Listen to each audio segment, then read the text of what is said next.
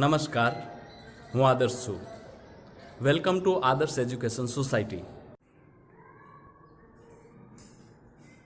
Welcome students to the second part of chapter 11, Transportation in Animals and Plants of Standard 7 Science. In the last part we discussed that all organisms need food, water and oxygen for survival.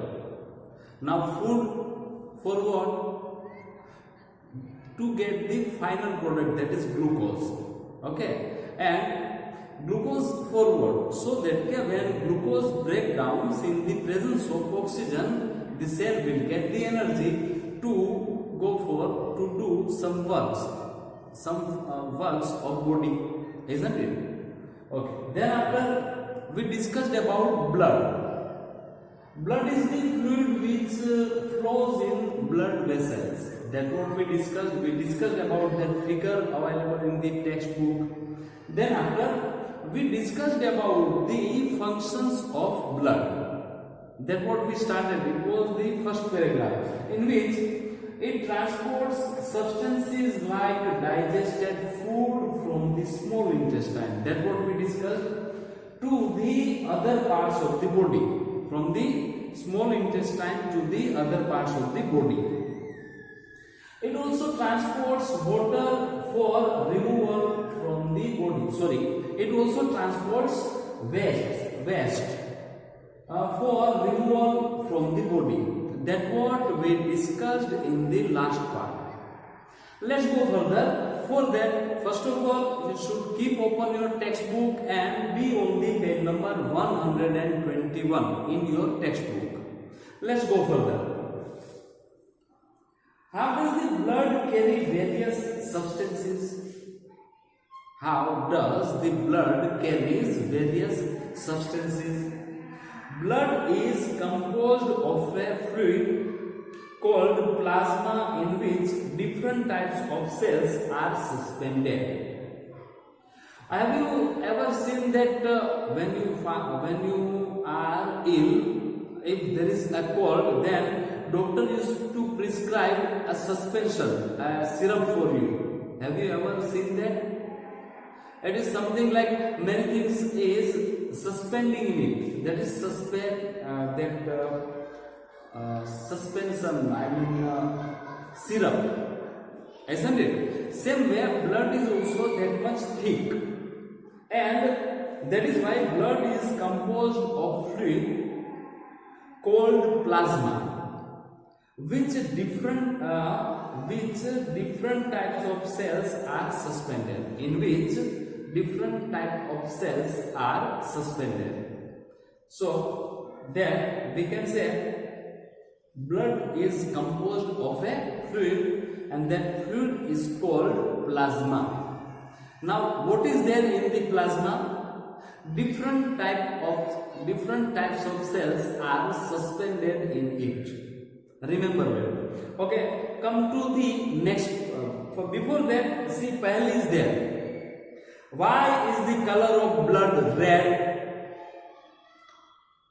Pahli wants to know that why is the color of blood red. Okay, we will answer her. Before that, come to the page number 122. You should be on the page number 122. See, one type of cells are the red blood cells, which contain the red pigment called hemoglobin. One type of cells, see, we discussed that there is a fluid in the blood called plasma in which many cells are suspended. One of them, the cells are suspended in the plasma, but one of the cells is red blood cells. We used to say RBC in short. Okay, which contain a red pigment called hemoglobin. Remember that red blood cells contains red pigment. It is called hemoglobin. Like what?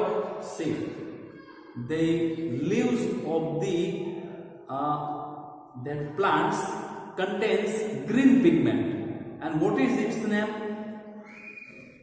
Chlorophyll, है ना? That is why the color of the leaves of the plant we can see it is green, है ना? Same way, in the blood there used to be red blood cells, that is RBC.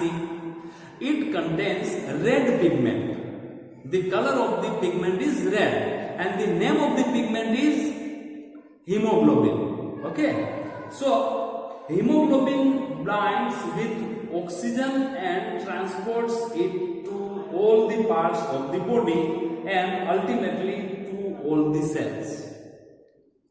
Now, what is the function of hemoglobin? Then we can say hemoglobin binds with oxygen. Hemoglobin binds with oxygen and transport it to all the parts of the body and ultimately to all the cells. Actually, see, our body is made up of cells. Then all the parts of our body, ultimately it is made up of cells.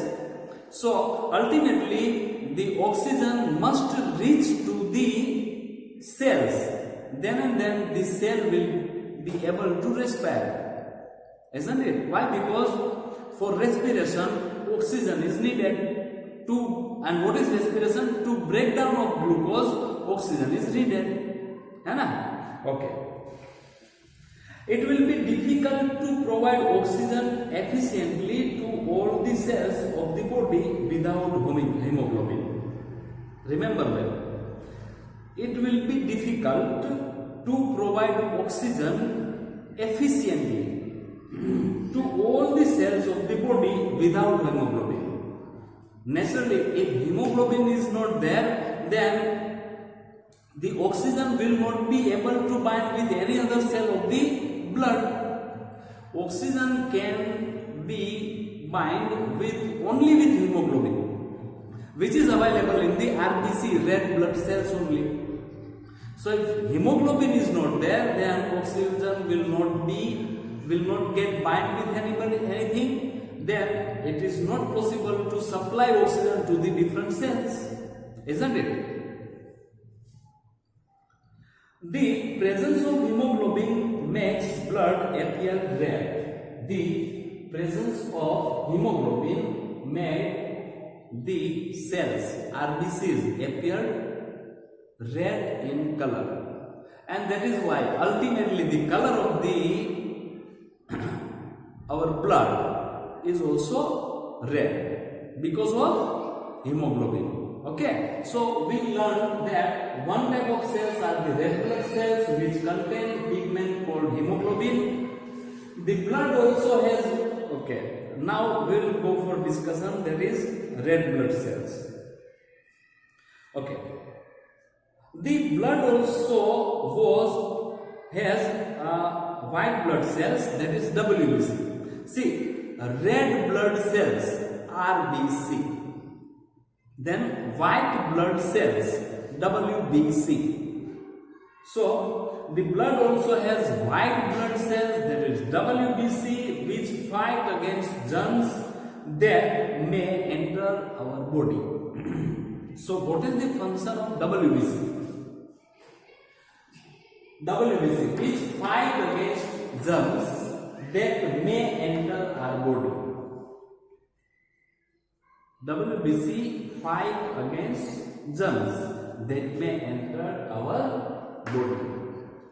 So those are soldiers, or we can say fighters.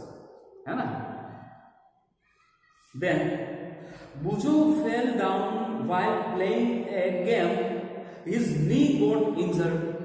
Once upon a time, what happened? Bujo fell down while playing a game and his knee got injured. Blood was coming out from the cut. Blood was coming out from the cut. After some time, he noticed that bleeding had stopped and a dark red cloud had plugged the cut. Bujo was puzzled about this. Buzo could not understand why it happened. When, see, blood should come out, it was coming out from that hurt, isn't it? From that cut. But after some time, Buzo found that he found a blood clot over there. How it happened? Okay, you read the textbook. We will discuss this thing, the problem of the Buzo, in the next part. By this time, we are ending this part. Read the textbook, watch this video repetitively. Thank you.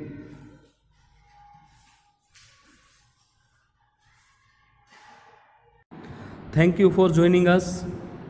Take care of yourselves and we'll meet you in the next session. Thank you.